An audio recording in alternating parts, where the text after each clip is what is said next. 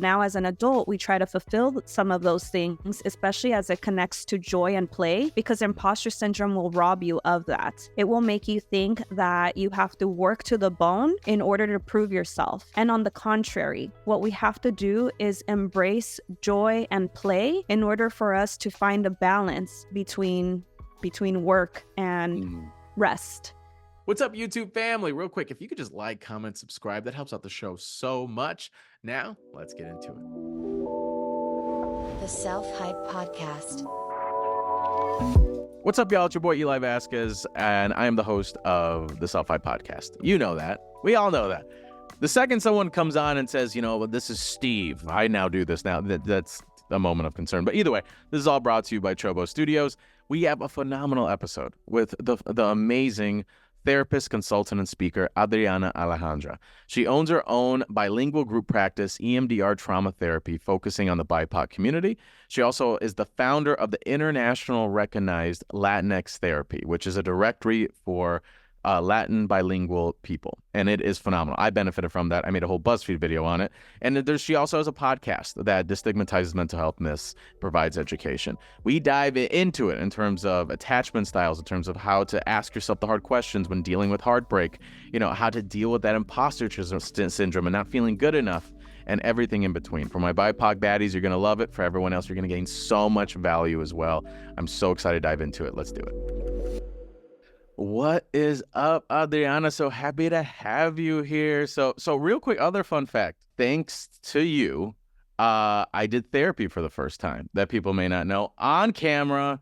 Thanks to Latinx Therapy. Back in my pedo-like BuzzFeed days, I brought all the guys in the office, all the Latino men, and we did therapy on camera. But if y'all wondering what helped this man, it's Adriana right here. So happy to have you on the show. So happy for us to connect and chat today. I'm excited. I'm always grateful to see you, to collab with you. So this is a full circle moment. Thank you, Eli. Of course. And we got so much to dive into because you're so busy in the most beautifully intentional ways. And I want to dive into that because I think a lot of people are going to be able to benefit from not only the conversation we're going to have, but also the services that you provide. But first and foremost, I want to get to the nitty gritty of it because people are listening.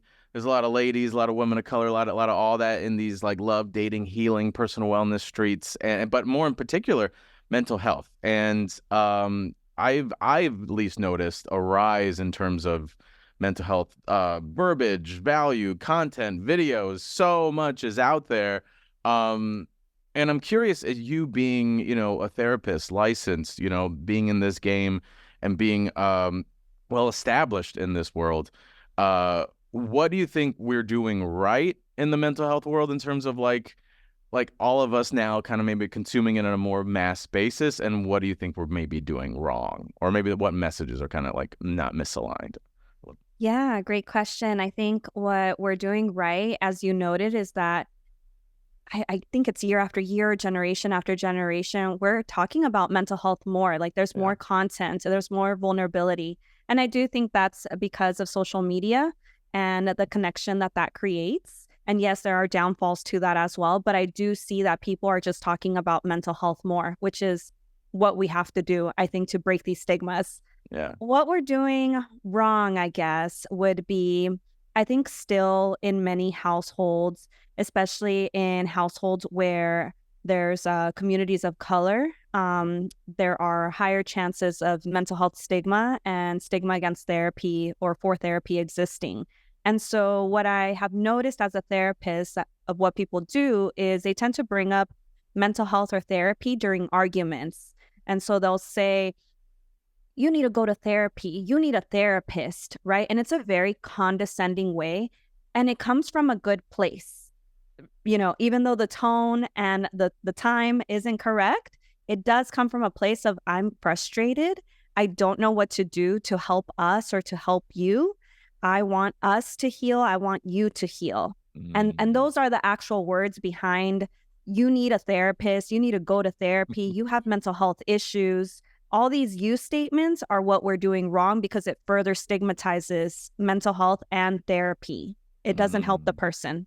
That's real. And I know there's a bunch of people probably listening and be like, yeah, I've been in that situation. But also you kind of got to check yourself. I can't help but feel like we're adopting more verbiage. We're learning more about different things in terms of attachment styles and things like that. But then it can be used as a weapon with the lack of self-reflection. So it's like, yo, you're such an avoidant.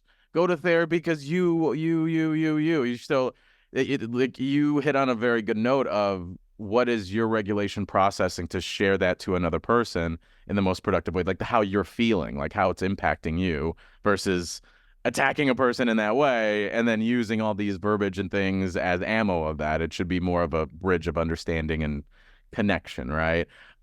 So I'm glad you said that.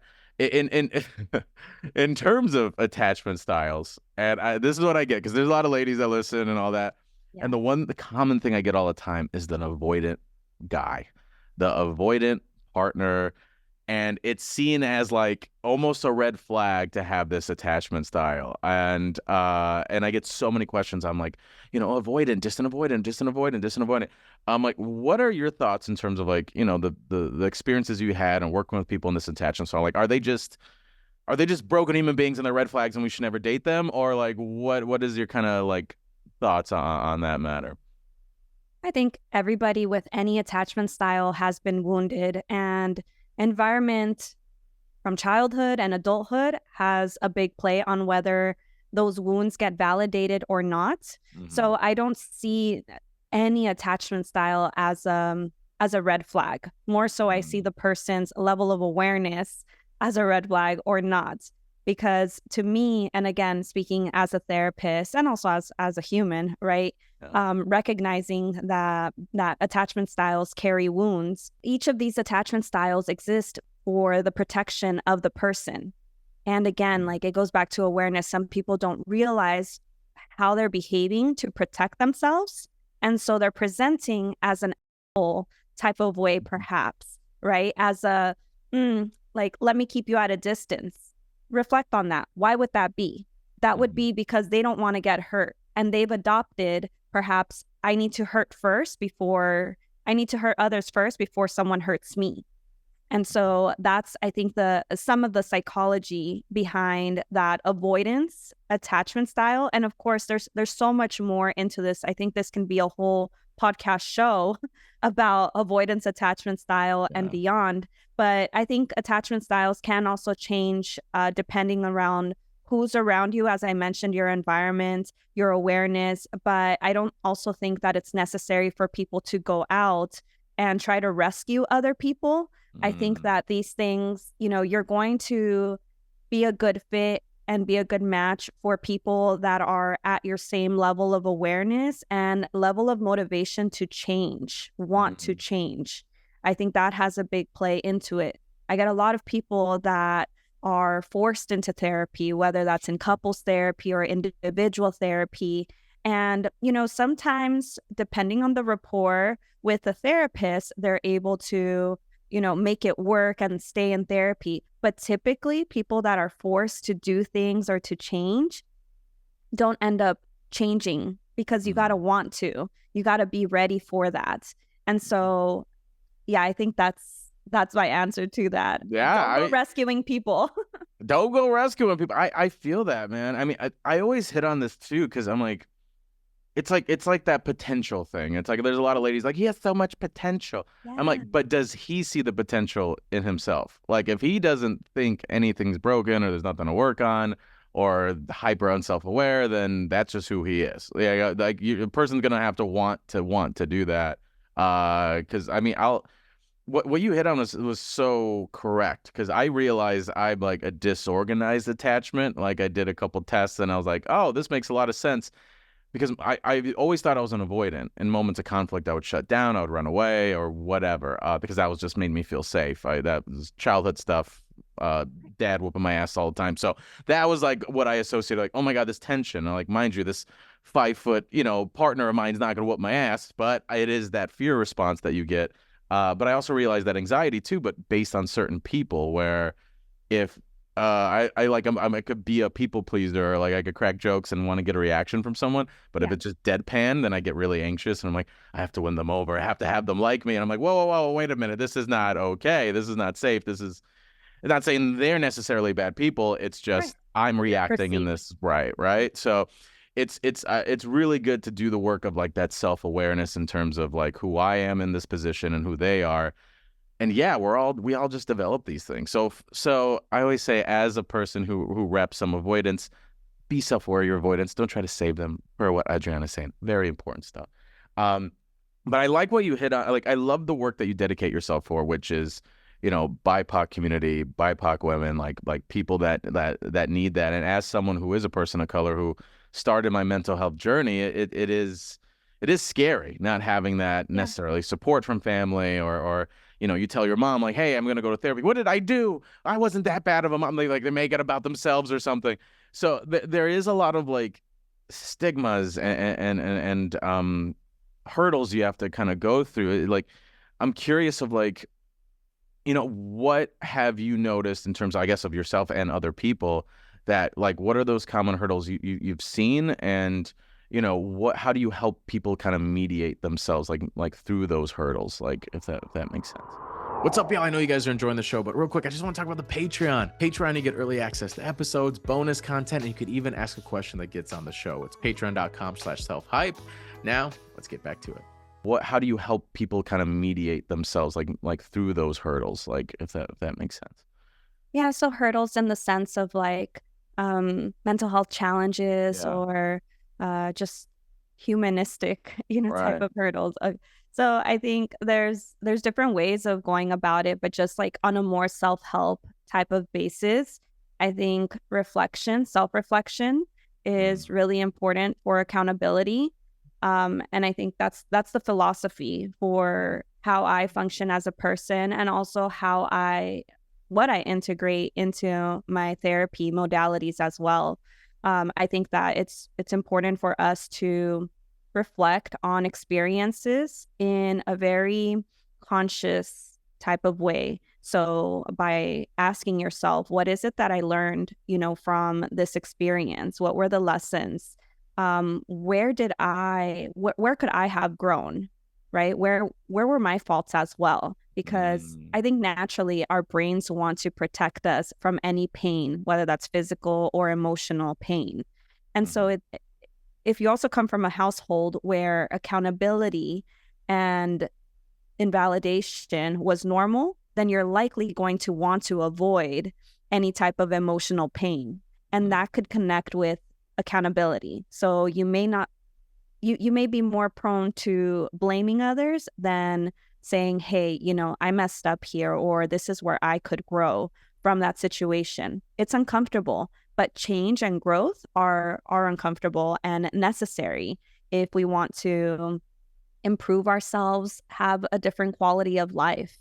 Yeah. And so I think that's one of the things. And you can do all of this. Like if you're like, I don't know, I just don't know how to create this question, or I don't want to repeat the same question over and over.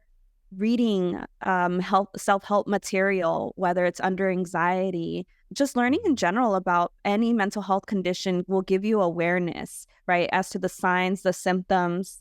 Reading blogs, that could be on Reddit of other people's experiences of how they grow as a person is also something I use for different areas of life. But always taking things with a grain of salt, because just because something's working for someone else doesn't mean that it'll work for you. And of course, I'm going to advocate for therapy. Therapy can be short-term, can be long-term. It could be very skills-based. If you're not interested in going deep right away, you can just kind of have your therapy goal of like, look, I really want to learn how I could self-reflect, and I do have a limited time. So yeah, that's that you hit on so many good points where it's like the normalizing the challenging of yourself, like that, make that just a go-to. I will say, when I started my mental health journey, is like it was like almost like a routine of self-discovery. Like I would go to the gym and listen to like mental health podcasts and things like that. I'm like, ooh, this applies to me, or ooh, this hits on some way. I'm like, let me discover that a little more. And then I with that discovery, I was able to create like some language and create a narrative of, or at least a root cause of like, okay, this is where this is coming from. And that at least helped me to like do something about it. But I think you hit on a point where it's really important to have also a partner that also digests and challenges themselves in that way. And I think also if two individuals kind of normalize that for themselves, then if maybe there's something you don't see yet and I bring it up, that's not a space of, and again, it goes back to a you statement versus I feel statement. That could be a beautiful moment of connection and understanding within yourself versus, well, you're trying to attack me and you think I'm awful and things like that. So this is like really healthy stuff. And it is this extra, mental health struggle of being a person of color and being BIPOC, and especially if you're the first one to go to therapy, it's a new frontier, and a lot of people that are of people of color may be the first of a lot of different things. That is a very lonely space in terms of secondary education and even love. Like if you're in a healthy relationship, that might be new to you. Be like, I don't know what I'm doing here. So I think the big thing too is like not like feeling good enough, like that imposter syndrome I think is what at least affects me, and I can't help if maybe affects a lot of like people of color. It's just like your story, and this is me creating an assumption and generalization of like, say you didn't have the best childhood or upbringing, so I'm speaking for myself, but like, oh, I'm from like Southside Chicago, I come from teenage parents, they're not the most educated, financially savvy. It's easy for me to immediately see my upbringing as not good enough. And that is kind of what I'm starting my life out as. Have you seen that common trend with people? And if you have, like, how do you kind of work with them to kind of maybe reframe that? Absolutely. I think that is, it's so normal. It's so normal. It is sad. It's integrated in our community, in many communities, marginalized communities that have experienced suffering generationally. And that's because it's a systemic issue, really, imposter syndrome. It doesn't justify it. It's a systemic issue in the sense that spaces were not created for us, which is why our ancestors struggled and suffered. And the lack of help that was available then, they didn't get access to education, information, techniques. And so all of those sufferings were passed on. And yes, generations have gotten better, but nonetheless, because we continue to be the first in many areas, and we're barely getting content of people talking about these first experiences, right? I feel like the millennials are really picking up the pieces from the last generation in the sense that we're continuing what they have given us, like the bits, like, yes, let's continue building upon this. But in the way that I help folks with that is, one, educating them of how the system that they're in, the lineage that they come from, hasn't had the information and education that they've needed.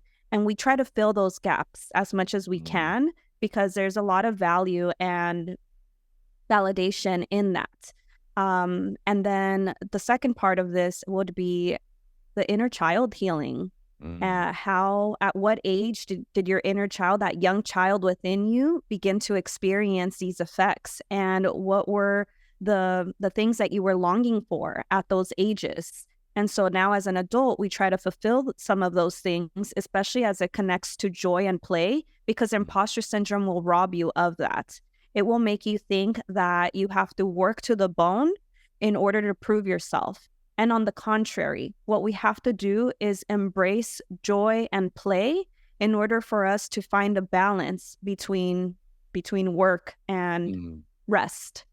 Again, we're coming from generations that don't know how to rest, that value productivity. And we're entering spaces as well that validate, no, we need you to work to the bone. We need you to give your soul to us, right? And also this comes into relationships. You need to do before I commit. And so all of this is intertwined. And once we have that self-confidence that, one, I'm aware of my imposter syndrome and the triggers for it. And two, I have techniques and activities I can do that balance out my rest and my joy. Then three, you're able to identify, I think, what spaces cultivate and help you balance out these activities, these elements for you.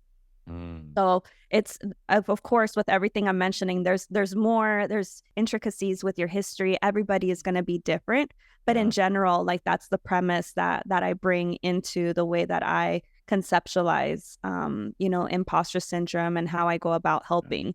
But we do have to identify the red flags for imposter syndrome. Everyone's red flags are different, and because if we don't recognize those, we're going to end up in burnout mode. You're going to burn out from whether, if you're a parent, you're going to burn out in parenting, you're going to burn out with work, you're going to burn out in friendships. And then that leads into more mental health issues. And there is research that validates, what I'm saying, and that validates what you are noting, Eli, which is that, minorities and marginalized communities experience imposter syndrome. And again, like it's these spaces that validate natural brilliance, that confirm that keep that embedded in our minds. Yeah. God, I wish I could just if it wasn't inappropriate to zip tea while you were talking. There were so many moments where I just wanted to I'm going to pick up my cup. I was like, that whole zip tea emoji. I'm like, girl, you're spitting fire right now. Feel so seen. And for my people also that are haven't done therapy, I'm like, I don't know. If you're feeling what she's saying, like Adriana, you hit on something like this. I'm not even getting into the nitty gritty of the individual. This is just the general thing. So you can only imagine if you had to pull your car over and just had to take a breath, listen to this. Just imagine going to therapy and diving in with somebody and getting to those red flags. And I like that you said red flags towards the individual. I think a lot of us think of red flags and we see everyone else as walking red flags, versus we ask ourselves, what are our red flags? What is that self-reflection? Where do we come in? And you're not a bad person. I think with all this conversation too is in the lens of mental health and understanding an individual, you're able to kind of let go in a way. Right. This man isn't out to hurt me per se, or these people aren't out because they hate me and despise me and I suck or I don't matter or I deserve this or whatever. Everyone is scared, everyone is surviving, everyone's dealing with their own issues. Is it the most productive? No, but that's their job to figure out. But there is that, and there is no connection of maybe my self-worth. If someone was a-hole to me, that's how they're processing their stuff, and I wish them the best, if anything else, because it's easy to feel like, well, everyone's negative to me, so I'm a reflection of their action per se, versus this is the accountability they must take for the action that they chose. Because there's a lot of the other thing I get a lot is, because we're talking about attachment style, is the flip side, which is anxious. So I'll have a lot of listeners and a lot of people ask me, I'm like, well, these avoidance. I'm like, okay, it sounds like you may be on the opposite side, which is anxious. And these avoidance are very much getting you going in terms of your anxiety. And it's that whole line of well, if they wanted to, they would. Or if they wanted to, they could do it. And I'm like, based on what lens? Because if you're high anxiety attachment and you need constant information or constant texts, and you guys just had a date at Chipotle, you don't even know his last name, he's just funny, there might be something there. So in terms of that maybe anxiety that we all deal with, but I guess in particular of maybe anxious attachment lens or what have you, what do you think would be the best course or a quick tool of to maybe manage that or to kind of self-reflect it in that space? Yeah, so I think recognizing that anxiety is a natural response to stress and perceived threats. So perceived meaning they may not always be actual threats. They may be situations that, again, activate you based off of your history. Yeah. So recognizing that, I think, is important. And I think we're also really hard on ourselves when we begin our healing journey. I think that sometimes we compare ourselves to other people on social media or to our friends when we're talking about love. For some people, as you mentioned, it's harder to let go. For others, it's really easy. So I think overall, just how are you treating yourself throughout this journey? Because these can all be symptoms of your anxiety as well. And I want to add that imposter syndrome is actually a form of anxiety as well. So it isn't like its own diagnosis. Imposter syndrome is a form of anxiety. Now, I'm not talking about like clinical anxiety here. I'm talking just about general anxiety, Yeah. just to get us started educationally. But yeah, I think going back to your question, embracing and befriending anxiety can go such a long way because you get to know more about it. Again, like just learning more about yourself, how you function through these mental health challenges will be very helpful for you, and recognizing the type of help and the type of people you also need to be around. Um, and also, we tend to cope in non-healthy ways. So for example, part of my assessment in therapy is always asking people in the beginning, like, what are the healthy ways that you cope and what are the non-healthy ways that you cope? Because both of those are normal. When we are experiencing high levels of stress or anxiety, maybe you tend to go towards more non-healthy ways. And this can include technology, food, talking to people that, maybe hurt you. It can include, just going out of your routine. For everyone, it's going to look different, right? But maybe journaling as to what are some of these non-healthy ways of coping and what are the patterns that you're noticing around it as it connects to your anxiety. If you don't have positive people around you or that you learned, how to cope from, especially from childhood, then you're most likely going to be repeating because those are going to be called learned behaviors. We learn behaviors and we repeat those learned behaviors in stressful situations as adults. So there's a lot of rewiring kind of that is needed. But at the premise of this are two important things for anxiety. And one that is going to be paying attention to your somatics. So to your body, the way that your body is responding to anxiety. Are you sitting here listening to this episode and sweating profusely? Or maybe just sweating in areas and you're not even doing any physical movement, right? But maybe this information can be making you a little bit anxious because it's hitting the spot. Or perhaps you are noticing yourself picking at your skin, or engaging in like a fist, like tension in the tummy or in the hand, twisting your toes, squeezing the glutes, release. See what your body feels like releasing this during these perceived threats. And then the other thing is community.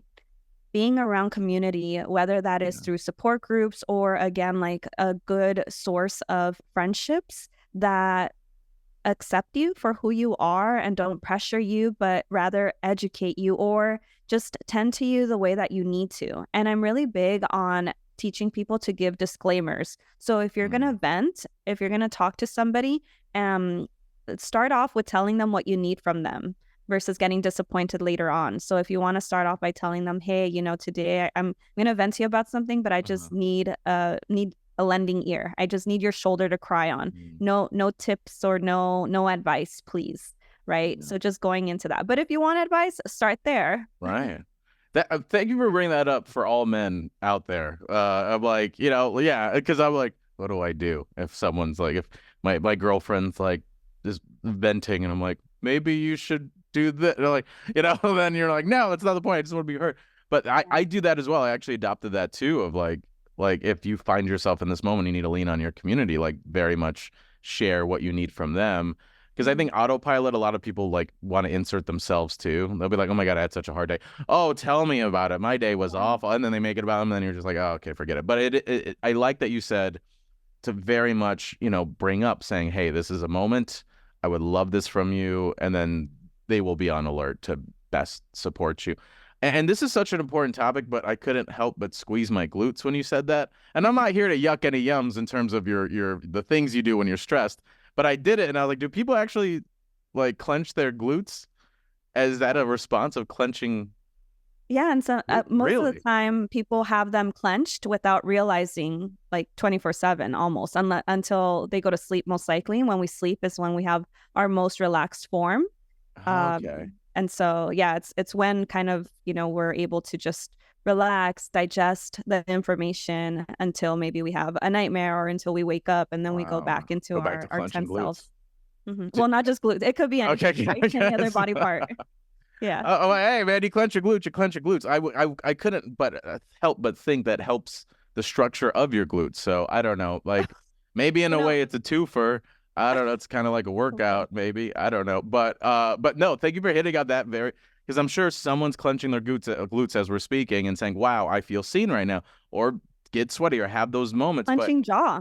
Clenching jaw. Yeah, all of Yes. that. And I didn't I mentioned it too because I was doing all this and I didn't realize it until probably 2 years ago when I got like a full body massage and they were like on my glutes and it was so painful. It was so Wow. painful. But now I'm like, now they could go on them and it doesn't hurt anymore. But it did take like a good year and a half of consistent deep tissue massages. Wow. And so, yeah, there's, and then I also had a chiropractor experience where they said there was a lot of tension in that area. Yeah. And so, of course, for everyone, it's going to be different depending on our history, right?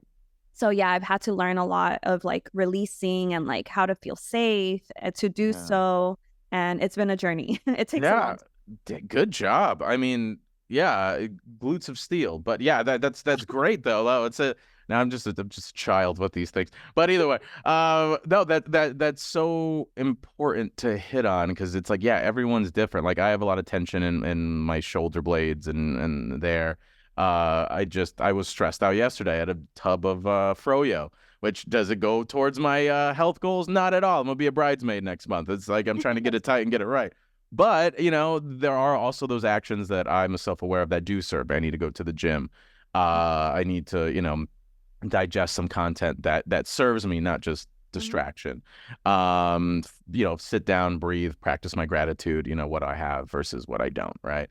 And I like that you said imposter syndrome is a form of anxiety because that makes so much sense. In the space of that anxiety too, I think, these are all just amazing tips and tricks. Because I was gonna ask, like that post breakup. Like I know you probably have some people that may be struggling in this healing era, but you already hit on so many amazing tools in terms of where they could take some action for themselves, which I think is really important. It's really easy for us to just sit there and think about the good old days with Esteban and eat froyo and just be sad and clench your butt all day. But there are actions, like you said, right? Like, so it doesn't have to be anything necessarily too deep, but or even if it's like a frame or a question or something that like maybe someone's struggling with that healing process, like what would you say like to have them think about or maybe like try or do outside of the amazing things you already shared? Yeah, I think I actually wrote some of these things down. So I think it's about 3 or 4. Some of the questions to reflect on could include what moments helped me grow as a person. I mentioned that one earlier. What were experiences and traits that held me back? What purpose did this person serve in that chapter of mine? And where do I want to go from here? So again, these are very introductory, safe type of questions because I think from there, just allow yourself to free associate and journal whatever your heart needs. And one technique actually that I utilize in therapy is to write a letter. You can write a letter to your ex, but don't send it.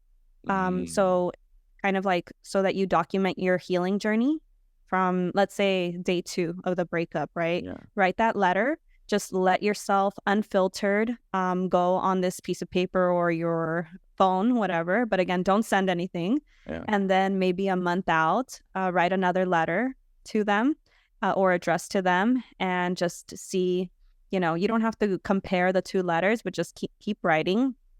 And then when you're feeling, maybe 2 months out, 6 months out, write the 3rd one. And then you can reflect on more questions like, how did I grow in this experience? And here's the proof, right? But similarly, you don't have to write to them if you don't want to. You could write to yourself because we always have versions of ourselves from the past, right? Who I was even a month ago is not who I am today.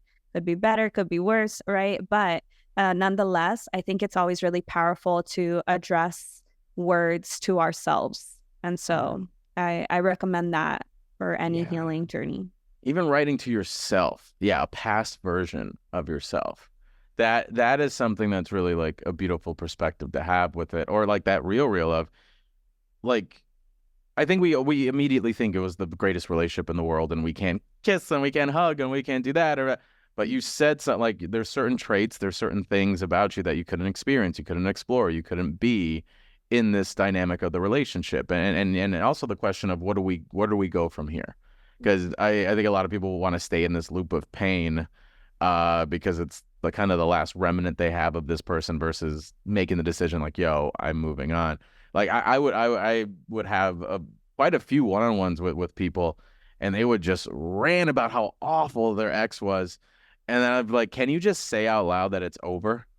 And they just like, no, I don't. It's uncomfortable for them to even verbalize that. So there's a certain level of like that next stage, and how do I take care of me during this next stage on all cylinders, which is like so beautiful for you to like reconfirm that. The term that of this experience is called ambiguous loss. This is a loss. It's a type of grief. And if for people listening that aren't familiar, ambiguous loss refers to a loss not due to death. So it is, a breakup. Yeah. You're grieving a breakup. You're grieving the loss of a person. They didn't die, but they're not in your life anymore. And so you're reshifting your identity. And there's a lot of research that also talks about how, or not too much research actually, but I have found when I was in graduate school, research that pointed to our cells, like our neurobiology and the biology within us that actually miss the scent of the person because you get used to them, right? Yeah. And so you get used to how they smell, what you see, a routine, if you will, but in a very biology type of way. And so when your body doesn't have those, those scents anymore, your whole essence is going to miss that. But again, it all goes back to creating new experiences, but also understanding that you're grieving. And if it's taking you, a while for your comfort, then seeking that help, seeking more support is going to be important for your journey. What's up, y'all? I know you guys are enjoying the show, but real quick, I just want to talk about the Patreon. Patreon, you get early access to episodes, bonus content, and you could even ask a question that gets on the show. It's patreon.com/selfhype. Now, let's get back to it. That on a biology level is so crucial to understand because we could see it as so surface level, but like we did develop a routine with them. We did feel safe with them. We did have them in all cylinders. There's still smells to this day that I'm like, oh man, that's my ex Charisse. That was like 5 years ago. I was like, I don't even. But it's weird how our body develops that, right? It's pretty fascinating. I'm really happy you brought that up. But I think that then shows the importance of doing something about it. It's like, and I always say like everyone has been hurt and will be hurt, and it's you sharing these things. A lot of people may have not even would think about diving into if it wasn't for that hurt. So this is an exciting new frontier for you as an individual and your healing and growth, even beyond the relationship, more for you. Because there's always this. They always like share like, oh my God, he was this, he was awful, he was terrible, he was this, he was that, and then I'm like, well, he was on your IG, you held his hand, he said he's mine, I'm gonna stick beside him. We got to know why he was there to begin with. So, beautiful job explaining all that. I mean, I want to switch gears with the work that you do because it's so beautiful and important. I was massively impacted by Latinx Therapy. It's a whole directory. I want you could share just a bit about the history, what inspired you to create this? I'm sure you told this story like a million times, but where, what has been the impact has been, where you guys headed next? And just for the record, it is it was so crucial in my process of working as a digital content creator because I was in my own mental health era, and I wanted to be on the federal team, the Latino team. I wanted to challenge stigmas and machismo and things like that because I knew I was that guy. So finding you was absolutely such a gift. And the video did so well. So if you guys want to see me get emotional in therapy on camera, check out the Pedal video. We may put a link down as well. But in terms of Latinx Therapy, give us the feels. What prompted you to do this? Because it's such a beautiful directory and space. Well, I'm definitely grateful for that experience with Pero I just want to say, because I think, there were a lot of orgs, I guess, like agencies that didn't believe necessarily in Latinx therapy because it was so new. And so I'm just grateful for that opportunity that I had because BuzzFeed, I think it was one of those partnerships at that time that helped to get Latinx therapy, get the word out there of what we are. And so what we are is that it's still solo ran by me, which I think is really cool. I'm a therapist, right? A Latina bilingual therapist, daughter of immigrants that dreamt of this and has created it. It launched in 2018, and like Eli said, it's a directory of Latinx therapists in the United States. And also a bilingual podcast. So there's educational mental health topics. That's another source of self-help. We have English episodes about 30 minutes where I talk with a professional based off of the topic, and then a Spanish segment that is 15 minutes because I know our Spanish speakers might be on the go, right? They just want the information straight to the point.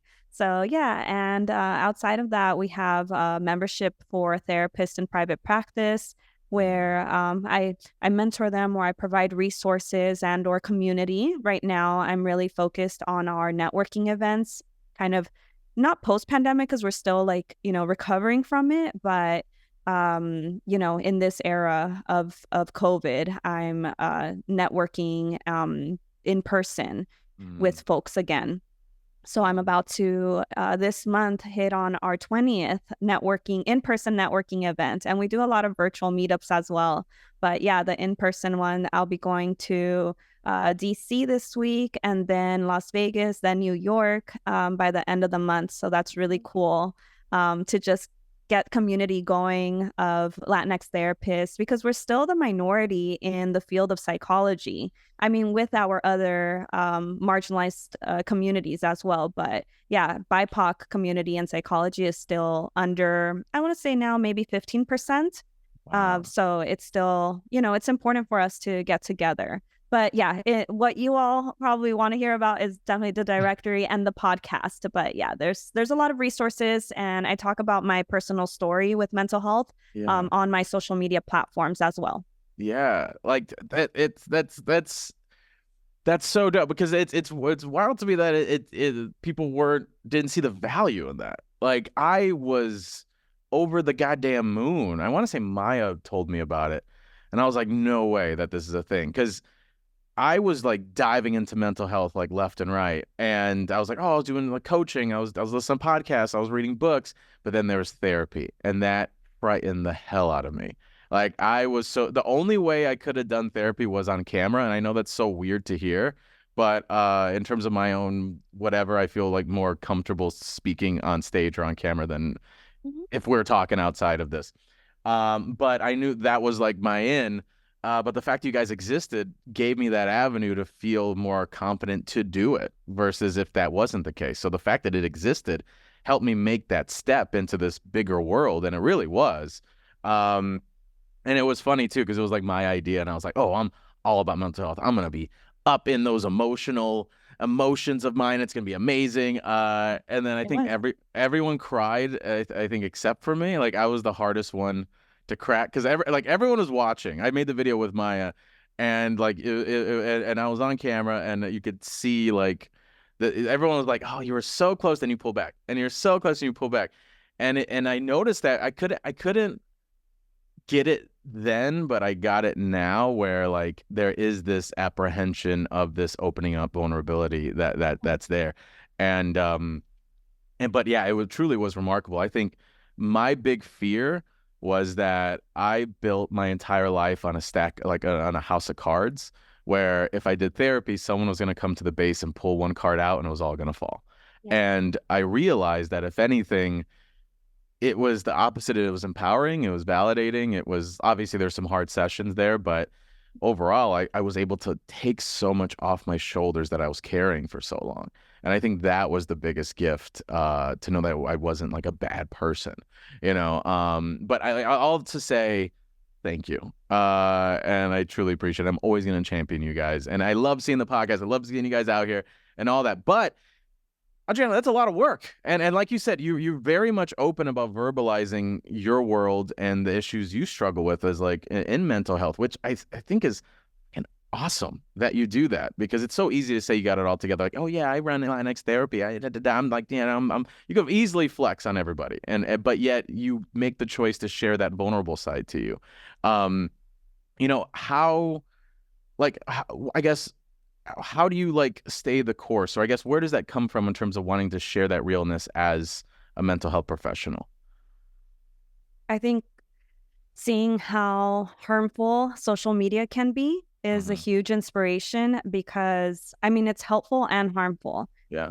everything isn't peaches and roses on social media. Some people, as we've realized, post a picture, but yet minutes after or minutes before, we're just crying, right? Like have depression, experience really high bouts of anxiety or grief, etc. And so I think that's really my motivation, because I have a lot of great now partnerships and moments in life in my career.